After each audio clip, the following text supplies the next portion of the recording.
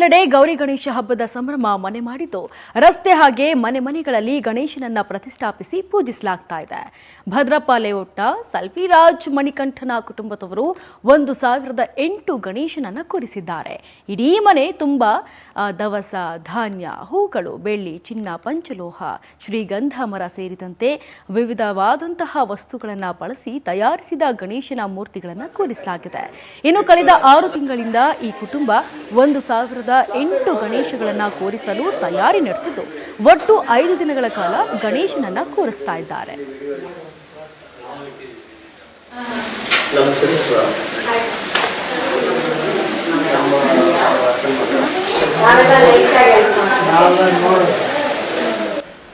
ನಾನು ಚಿಕ್ಕ ವಯಸ್ಸಿನಿಂದ ಗಣೇಶನ ಭಕ್ತ.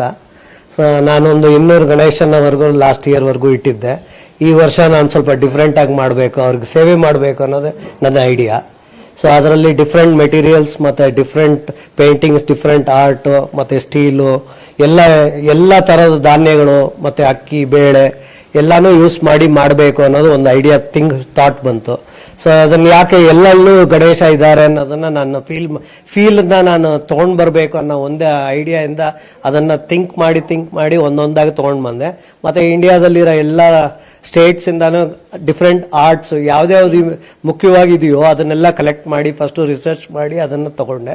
ನೆಕ್ಸ್ಟ್ ಎಲ್ಲೆಲ್ಲಿದೆ ವರ್ಲ್ಡ್ ಅಲ್ಲಿ ಎಲ್ಲೆಲ್ಲಿದೆ ಅದನ್ನೆಲ್ಲ ತಗೊಂಡ್ ಬಂದು ಎಲ್ಲ ಥಿಂಕ್ ಮಾಡಿ ಒಂದು ಬುಕ್ಕಲ್ಲಿ ಹಾಕಿ ಬುಕ್ಕಿಂದ ಸ್ಟಾರ್ಟ್ ಮಾಡಿ ಅದನ್ನ ಒಂದು 275 ಧಾನ್ಯಗಳು, ಹರ್ಬ್ಸು, ಶರ್ಬ್ಸು ಮತ್ತೆ ಫ್ರೂಟ್ಸು, ವೆಜಿಟೇಬಲ್ಸು ಇದರಲ್ಲೆಲ್ಲ ಮಾಡಿದ್ವಿ. ಸೊ ನೋಡಿ, ಈ ಗಣೇಶನ ಮೇಲೆ ಇಷ್ಟು ಜನನು ಬದುಕ್ತಾರೆ ಅನ್ನೋದು. ಸೊ ಅದರಿಂದ ಇದನ್ನ ಥಿಂಕ್ ಮಾಡಿ ಸ್ಟಾರ್ಟ್ ಮಾಡಿದೆ. ಆಲ್ಮೋಸ್ಟ್ 9 ಮಂತ್ಸ್ ಮಾಡಿ